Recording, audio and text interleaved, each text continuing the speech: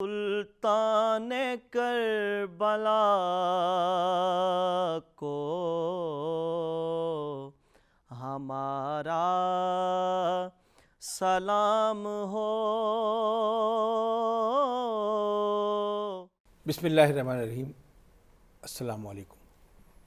پاکستان ٹیلی vision کی یہ تاریخ ہے اور یہ فخر ہے اور یہ اثاثہ ہے کہ محرم الحرام میں روزانہ عاشورہ محرم تک پی ٹی وی اپنے مخصوص انداز اور اپنے روایتی انداز میں پروگرام پیش کرتا ہے، جو اپنے جلوں میں وہ تہذیب لیے ہوئے ہوتا ہے جو ہمارے بر صغیر کی تہذیب ہے۔ پاکستان ٹیلی ویژن نے اس روایت کو آج تک زندہ اور پائندہ رکھا ہوا ہے۔ اس سال محرم میں ہمارے پروگرام کا عنوان ہے جاویداں ہے کربلا، یعنی وہ جس پر وقت کی گرد نہیں پڑ سکتی اسے کربلا کہتے ہیں، جو وقت کو پیچھے چھوڑ دے اسے کربلا کہتے ہیں، اور جو وقت پہ حکمران ہو اسے حسین کہتے ہیں۔ اس کے تذکرے کے ساتھ ہم اپنے اس پروگرام میں حاضر ہیں کہ جب خیر و شر میں دقت تفریق ہو گئی، بے ساختہ حسین کی تخلیق ہو گئی۔ امام حسین علیہ السلام کی ذات گرامی، واقعہ کربلا، اس کے پس منظر، اس کے تاریخی محرکات۔ ہمارے پہلا پروگرام کا موضوع ہے کہ واقعہ کربلا کے جو محرکات تھے، جس کے سبب میں، اس کے نتیجے میں واقعہ کربلا نما ہوا، وہ چاہے تاریخ کے حوالے سے ہو، سیرت کے حوالے سے ہو، علم کے حوالے سے ہو یا سینہ در سینہ ہو، وہ ہم آپ تک پہنچائیں گے۔ اور اس کے لیے ہم نے جن کا انتخاب کیا ہے، میں خود بذات خود اس حسن انتخاب کی داد آپ سے لوں گا۔ تاریخ کی بہت معتبر شخصیت علامہ اقبال یونیورسٹی سے تعلق ہے، ڈاکٹر عبدالباسط مجاہد صاحب، اور ہمارے ساتھ میں ان کے احترام میں کھڑا ہوتا اگر مجھے یہ مائک اجازت دیتا کہ اس لباس میں، اس لیے میں اب تک جو ایک محاذ پر حسینیت کا دفاع کر رہے ہیں اور تاریخ کی جھروکوں سے صداقت کی آواز بلند کر رہے ہیں، علامہ سید شبیع الحسن کاظمی صاحب ہمارے مہمان ہیں۔ ہم ان سے گفتگو کریں گے کہ واقعہ کربلا کے محرکات کیا ہیں۔ ڈاکٹر صاحب، میں چاہوں گا کہ تاریخ کے حوالے سے وہ جو آپ تک پہنچے ہیں ان تمام محرکات پر روشنی ڈالیں جس کے نتیجے میں کربلا روبزور ہوئی۔ بسم اللہ الرحمن الرحیم، اللہم صلی علی محمد و آل محمد۔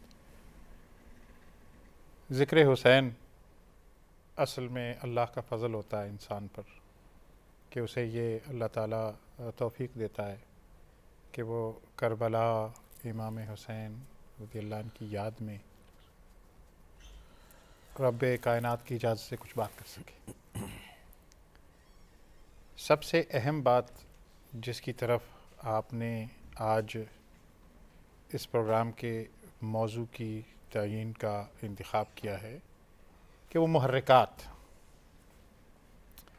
سب سے اہم بات تو یہ ہے کہ قرآن عظیم نبی اکرم صلی اللہ علیہ وآلہ وسلم کی بعثت کا، آپ کے بھیجے جانے کا، آپ کے نبی آخر الزمان ہونے کا جو مقصد بیان کرتا ہے، وہ کچھ یوں بیان کرتا ہے کہ اللہ رب العزت نے نبی کریم صلی اللہ علیہ وآلہ وسلم کو بھیجا تاکہ وہ دین اسلام کو دیگر تمام ادیان پر غالب کر دیں۔ اب یہ جو دین کا غلبہ ہے، یہ نبی کریم صلی اللہ علیہ وسلم کی بعثت کا مقصد بیان کر رہا ہے 3 جگہ پر قرآن۔ اب دین کو غالب کر کے نبی کریم صلی اللہ علیہ وسلم نے اپنی حیات مبارکہ میں دکھایا جزیرہ نما عرب میں۔ آپ نے معاشرہ کیسا ہونا چاہیے، نظام حکمرانی کیسی ہونی چاہیے، ایک مربی کیا ہوتا ہے، گویا انسانیت کے جتنے بھی شعبے ہیں ان سب میں اعلیٰ ترین معیار جو ہے اسے قائم کر کے دکھا دیا۔ اب سب سے اہم بات یہ ہے، جس کو اگر بڑی آسان زبان میں سمجھا جائے، کہ قرآن کہتا ہے کہ ہم نے جس کو کچھ عطا کیا تو اسے کیا دانائی عطا کرتی ہے۔ نبی کریم صلی اللہ علیہ وسلم فرماتے ہیں کہ مومن کی فراست سے ڈرو، چونکہ وہ مستقبل بین ہوتا ہے، وہ دیکھ لیتا ہے کہ کل کو کیا ہونے والا ہے۔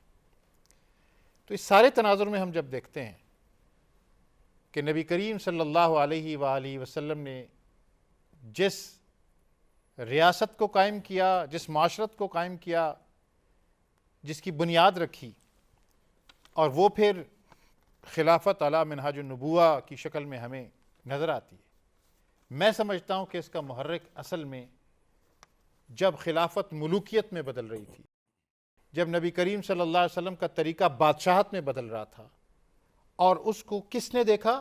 اس کو امام حسین رضی ایک میں اللہ اس عنہ۔ یہاں پہ آپ کو روکوں گا، جب بدل رہے تھے یہ حالات تو باقی جو نگاہیں تھیں وہ مصلحت کا شکار تھیں، خاموش تھی، کیا تھا؟ کوئی جبر کی کیفیت تھی؟ ایک امام حسین علیہ السلام کی آواز آتی ہے جنہوں نے اس منظر کو دیکھا، باقی اس وقت معاشرے کی کیا صورتحال تھی؟ بڑے بڑے معتبر نام ہیں سر۔ جی دیکھیے، اہم بات یہ ہے کہ جیسے اللہ رب العزت نے جس کو جو مقام بلند دینا ہے وہ تو دیا جانا ہے، اور یہ سوال تو آج کی کربلاؤں کے بارے میں بھی کیا جاتا ہے کہ اس وقت دنیا میں کتنے مسلمان موجود ہیں اور خون مسلم کس طرح سے ارزاں ہے، واہ واہ واہ واہ، اور کیا کر رہے ہیں لوگ، سبحان اللہ سبحان تو اسی میں پنہاں ہے یہ جو آپ کا سوال ہے اس کا جواب۔ واہ۔ میں واپس آپ کی طرف آؤں گا، قبلہ علامہ شبیع الحسن کاظمی صاحب۔ دیکھیے، جب کتابوں کے حوالے سے ہم بات کرتے ہیں تو بہت سے قبلہ براہ راست میں ان سے ایک سوال کرنا چاہتا ہوں کہ جب تک زخم پر صحیح نشتر نہیں لگے گا ناسور باہر نہیں آئے گا۔ میں چاہوں گا کہ محرک کربلا کے جو محرکات ہیں ان پر آپ بجائے بولنے کے نشتر زنی کریں تاکہ کم سے کم وقت میں ہم کسی منزل تک پہنچ جائیں۔ اعوذ باللہ من الشیطان الرجیم، بسم اللہ الرحمن الرحیم، بہی نستعین وہو خیر ناصر و معین۔ بہت شکریہ، جزاک اللہ، اللہ آپ کو صحت و سلامتی عطا فرمائے۔ کربلا کے واقعے کے اصل محرکات بیان کرنے سے پہلے میں یہ بیان کرنا چاہتا ہوں کہ سب سے پہلے دنیا امام حسین علیہ السلام کو پہچان لیتی تو واقعہ کربلا ہوتا ہی نہ۔ واہ واہ، معرفت عدم معرفت امام حسین علیہ السلام باعث بنی ہے کہ واقعہ کربلا ہوا ہے۔ اگر دنیا معرفت حسین ابن علی حاصل کر لیتی تو جس طرح سے رسول کی اطاعت کرتے تھے اسی طرح سے امام حسین علیہ السلام کی اطاعت بھی کرتے۔ انہیں یہ معلوم نہیں تھا کہ یہ یاد نہیں تھا، یوں کہوں کہ 10 ہجری کو پیغمبر اکرم علیہ السلام کا وصال ہوا اور 50 سال کے بعد دنیا بھول ہی گئی کہ حسین ابن علی کون ہے، اور ایسے ایسے واقعات رونما ہوئے جیسے واقعہ کربلا رونما ہوا۔ پیغمبر اکرم علیہ السلام نے از بدو تولد امام حسین علیہ السلام اور جب تک زندہ رہے دنیا کو یہی پہچانواتے رہے کہ ایھا الناس وعرفوہ ھذا الحسین ابن علی والذی نفسی بیدہ انہ فی الجنہ ومحبیہ فی الجنہ ومحبیہ فی الجنہ۔ اے لوگو جان لو یہ حسین ابن علی ہے، یہ جنتی ہے، اور اس کے محب بھی جنتی ہیں اور اس کے محبوں کے محب بھی جنتی ہیں۔ وعرفوہ ہو منی وانا منہ، یہ مجھ سے ہے اور میں حسین سے ہوں، حسین مجھ سے ہے میں حسین سے ہوں۔ تو پیغمبر اکرم علیہ السلام یہ بیان کرتے رہے، پیغمبر اپنی طرف سے کوئی گفتگو نہیں فرماتے صلی اللہ علیہ وآلہ وسلم، وہی نطق کرتے ہیں جو اللہ کی طرف سے وہی ہوتی ہے۔ وما ینطق عن الہویٰ ان ہوا الا وحی یوحیٰ، کوئی نطق نہیں فرماتے جو جب تک خداوند متعال کی طرف سے وحی نازل نہیں ہوتی، اور وہ وحی سے دھلی ہوئی زبان اس قدر تعارف کرواتی رہی۔ خطبہ نماز جمعہ میں دیکھا تو حسنین کریمین آ رہے ہیں تو اٹھا کے خود جا کے اٹھایا اور پھر تعارف کروایا۔ مسجد نبوی میں نماز پڑھ رہے تھے، حالت سجدہ میں تھے، حسین ابن علی پشت نبوت پہ سوار ہو گئے۔ پیغمبر نے اپنے سجدے کو طول دے دیا لیکن حسین ابن علی کو اتارنا گوارا نہ کیا۔ عید کے دن گھر میں آئے، سوار، کہا نانا ہماری سواری نہیں ہے، کہا میں جو موجود ہوں تمہاری سواری کے لیے، اس سے بہتر اور کیا سواری ہوگی۔ سوار کیا، اور یا رسول اللہ گھر کے اندر ہی سوار کرتے، باہر کیوں نکل گئے گلیوں میں؟ تو عجب نہیں کہ پیغمبر کا جواب آئے کہ اگر باہر نہیں نکلوں گا تو پتہ کیسے چلے گا مقام حسین ابن علی، مقام حسنین کا کیسے پتہ چلے گا؟ تو شانوں پہ اٹھا کے مدینہ کی گلیوں میں پھرتے رہے. کتنا عظیم وہ منظر ہوگا کہ نبی سواری ہیں، خاتم الانبیاء، اور حسنین کریمین سوار ہیں. تو دنیا ان چند اس کے سال باوجود دنیا نے نہیں پہچانا. اس کے باوجود دنیا نے نہیں پہچانا. 50 سال کا عرصہ گزرا ہے. اس کے بعد اس حسین ابن علی کے ساتھ وہ سلوک کیا گیا کہ جو کسی غیر مسلم کے ساتھ بھی سلوک نہیں کیا تاریخ جاتا. کے زخم ہیں. تاریخ کے زخم ہیں. کلمہ پڑھ کے بھی پھر نعرہ تکبیر کے ساتھ سر حسین ابن علی کو جدا کیا گیا. تو محرکات جو ہیں وہ آپ کے سامنے ہیں کہ قبلہ نے بھی ارشاد فرمایا کہ یہ جیسے ہی خلافت ملوکیت میں تبدیل ہوئی تو یہ ان چیزوں نے ظاہر ہونا ہی تھا.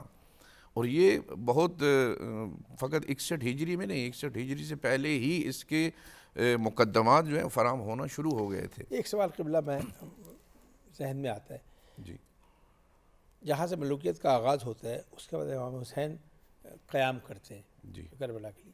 درمیان کا جو عرصہ ہے کیا وہ منافقت کو پوری طرح بے نقاب ہونے کے لیے استعمال کیا گیا ہے؟ یہ امام حسن علیہ السلام نے کربلا کیوں نہیں برپا کی؟ سوال اٹھتا ہے کہ باقی لوگوں نے، امام حسین نے کیوں؟ تو یہ جو دورانیہ ہے اس پر ذرا روشنی ڈالیے گا. دیکھیے پیغمبر اکرم علیہ السلام نے ارشاد فرمایا کہ حسن اور حسین میرے دونوں بیٹے ہیں. قاما اور قعدا، اگر بیٹھیں تب بھی میرے بیٹے ہیں، اور کھڑے ہوں تب بھی میرے بیٹے ہیں. بیٹھے سے مراد کیا ہے؟ صلح امام حسن علیہ السلام ہے. قائداً کھڑا ہونا قیام امام حسین علیہ السلام کی طرف اشارہ ہے. اور امام حسن علیہ السلام نے اس دورانیے میں دشمن کے چہرے سے نقاب کو اتارا ہے. دشمن اپنی جو ہے وہ ایک عظیم چال کی طرف چل رہا تھا، لیکن حسن ابن علی نے اس چال کو ناکام بنایا ہے. وہ شرائط جو صلح امام حسن علیہ السلام کے نام پر تھیں، آپ دیکھ لیں کہ ادھر سے صلح تو ہو گئی، ڈگے بج گئے کہ صلح امام حسن علیہ السلام ہو گئی، لیکن آیا اس صلح کے جو شرائط تھیں ان پر بھی عمل پیرا ہوا وہ شخص یا نہیں ہوا؟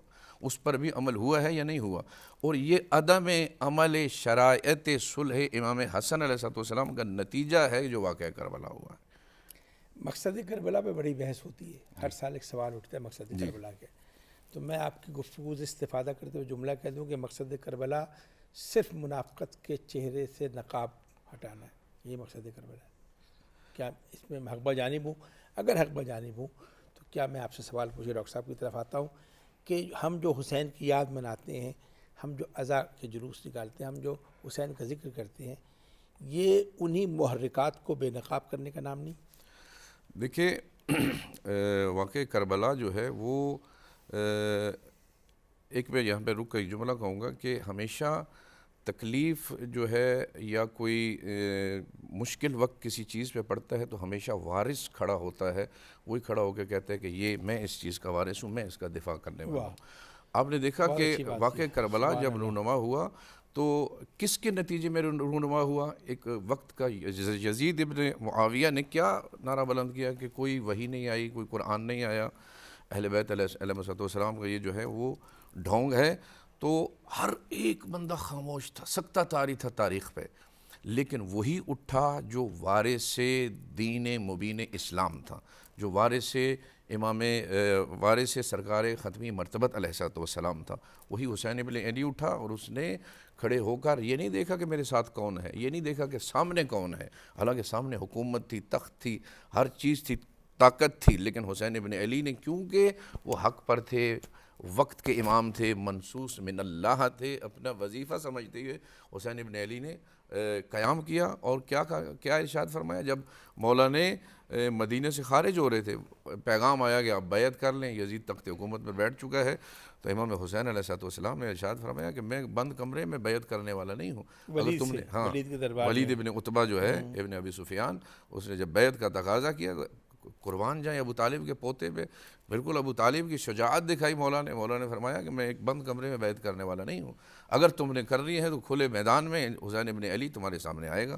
اور حسین ابن علی سے جب اس نے کہا کہ بیعت کر لو تو امام حسین ابن علی نے یہ ارشاد فرمایا، مثلی لا یبایع مثلہ، قیامت تک کے لیے حسین ابن علی کا یہ جملہ تاریخ پہ نقش ہو گیا ہے، مثلی مجھ جیسا اس جیسے کی بیعت نہیں کر سکتا۔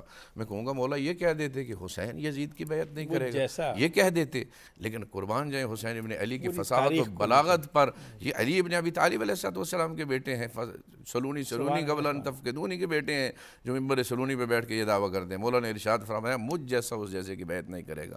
کیوں نہیں فرمایا حسین یزید کی بیعت نہیں کرے گا؟ اس لیے کہ حسین ابن علی کی نگاہیں دیکھ رہی تھی کہ قیامت تک یہ یزیدیت بھی ساتھ ساتھ چلتی رہے گی اور حسینیت بھی چلتی رہے گی۔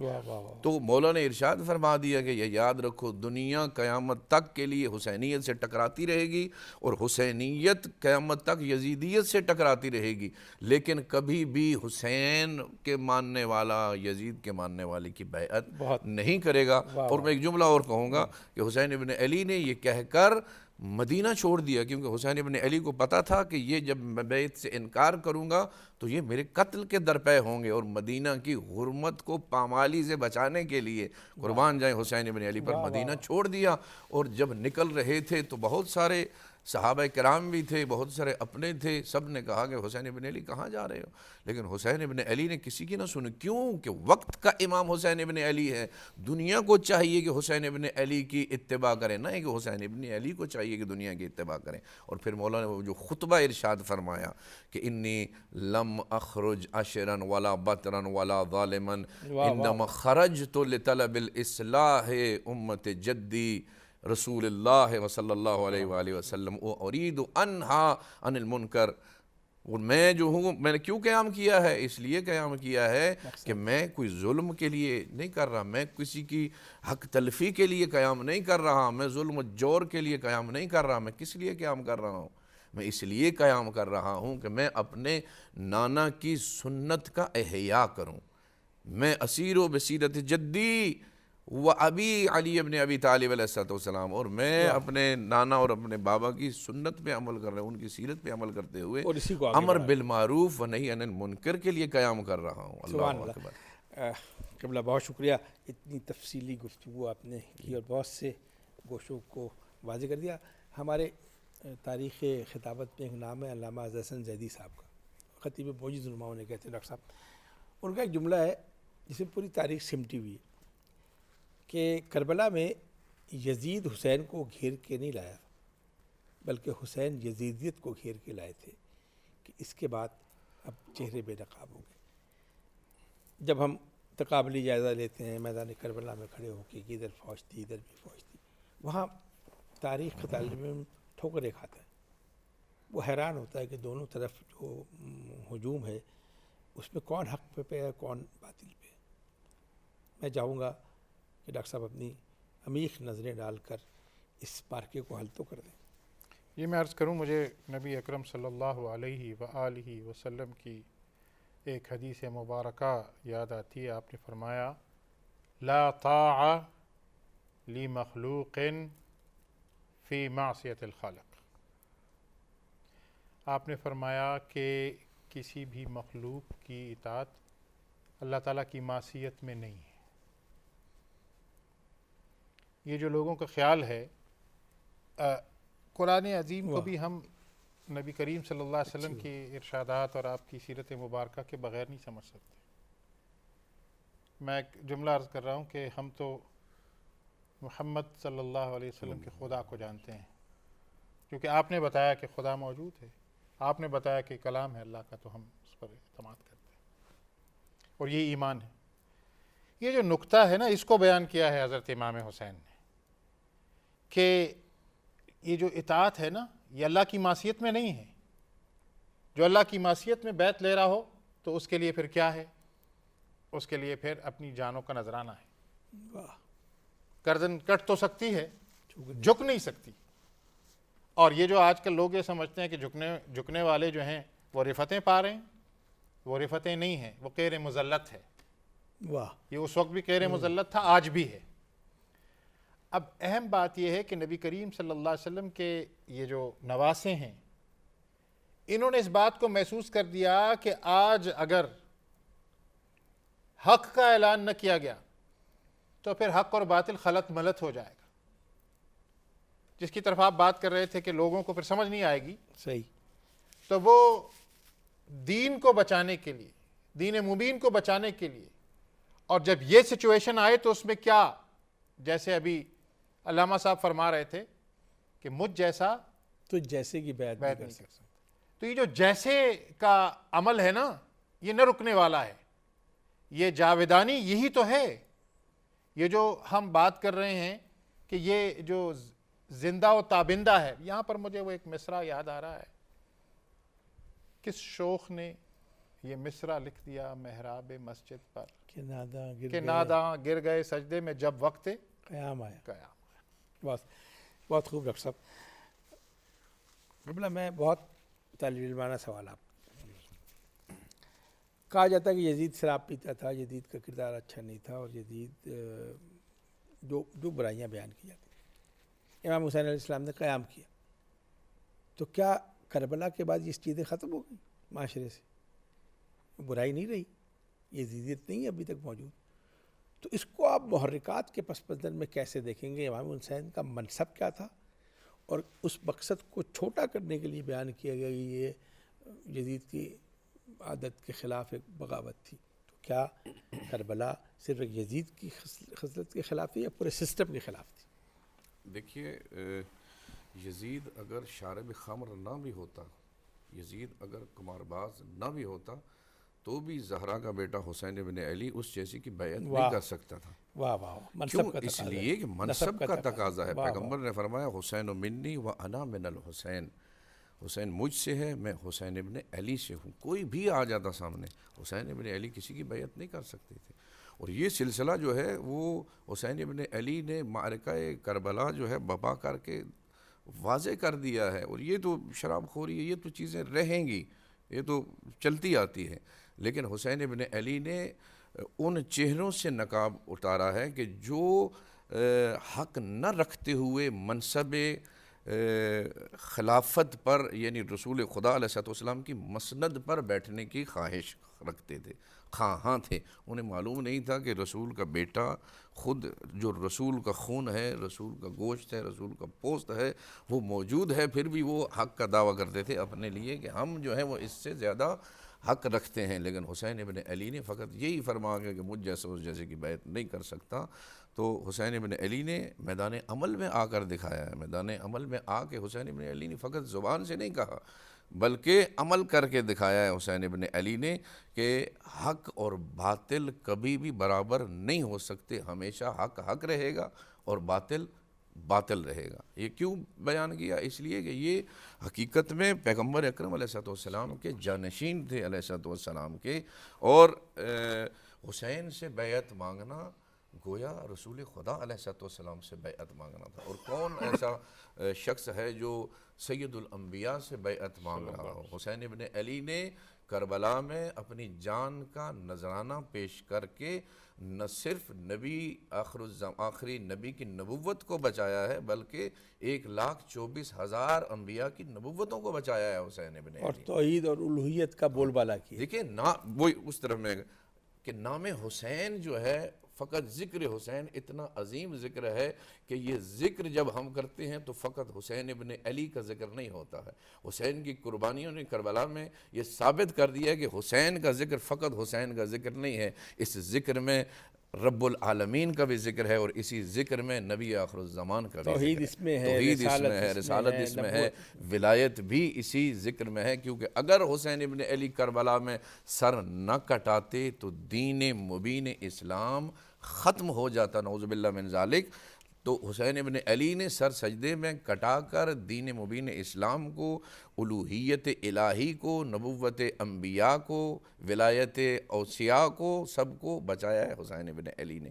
ویسے ہی تو نہیں کہا جاتا, ہم زیارت وارثہ میں کیا پڑھتے ہیں؟ السلام علیکہ یا وارث آدم صفوۃ اللہ, السلام علیکہ یا وارث نوح نبی اللہ, الی آخر. انبیاء کا وارث ہے حسین ابن علی, اور جو حقیقت میں وارث ہوتا ہے وہی اپنی وراثت کے لیے قیام بھی کرتا ہے، قعود بھی کرتا ہے۔ سرکار اس میں مجھے تعلیم دینے کے لیے ایک سوال پوچھ رہا ہوں آپ سے۔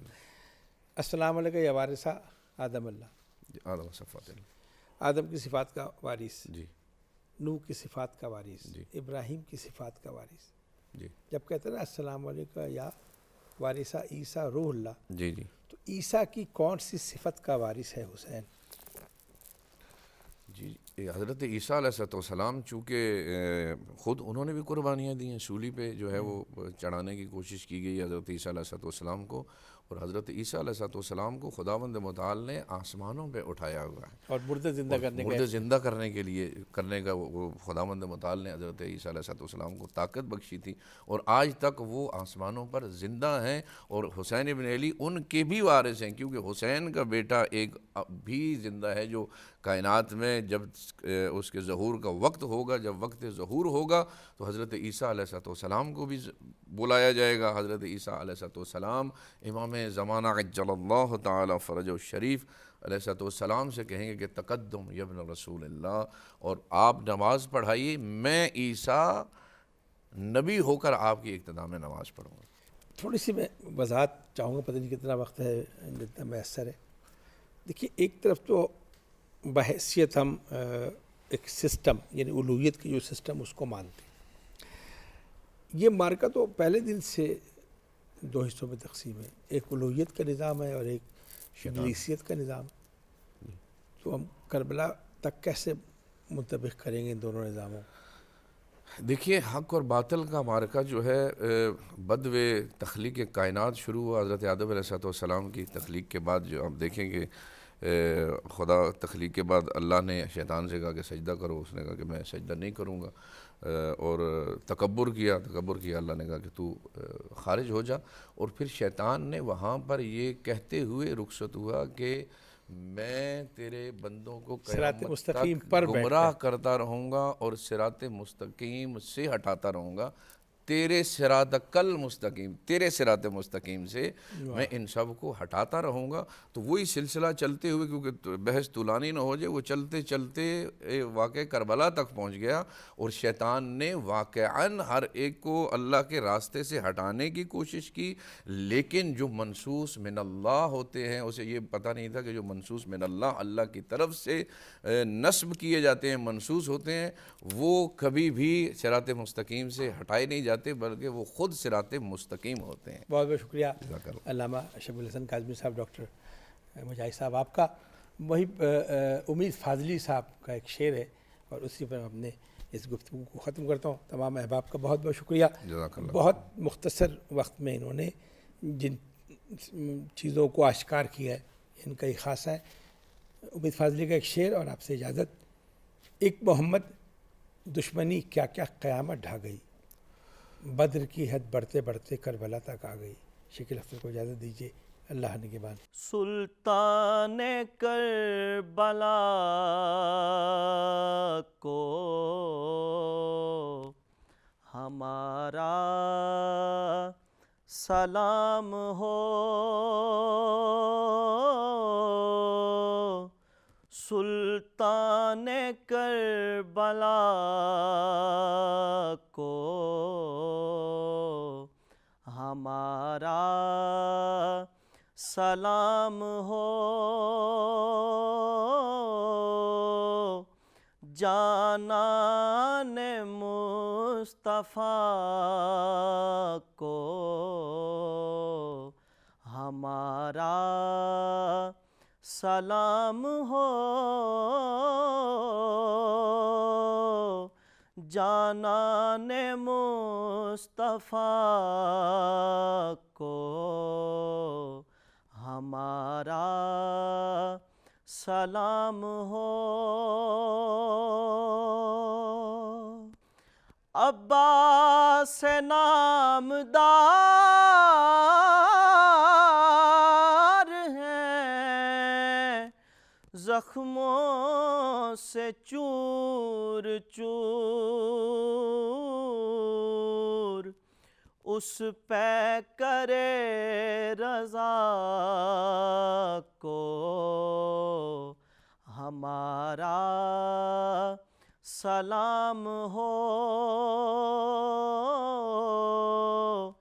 اس پہ کرے رضا کو ہمارا سلام ہو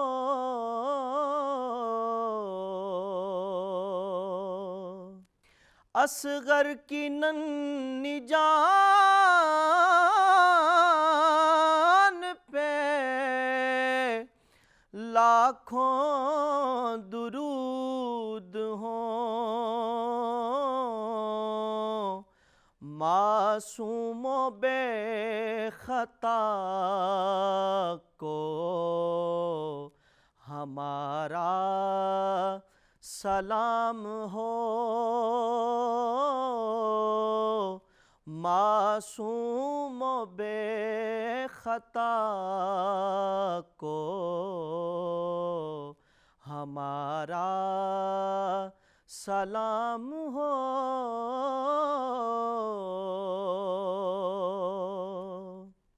اکبر سے نوجوان بھی رن میں ہوئے شہید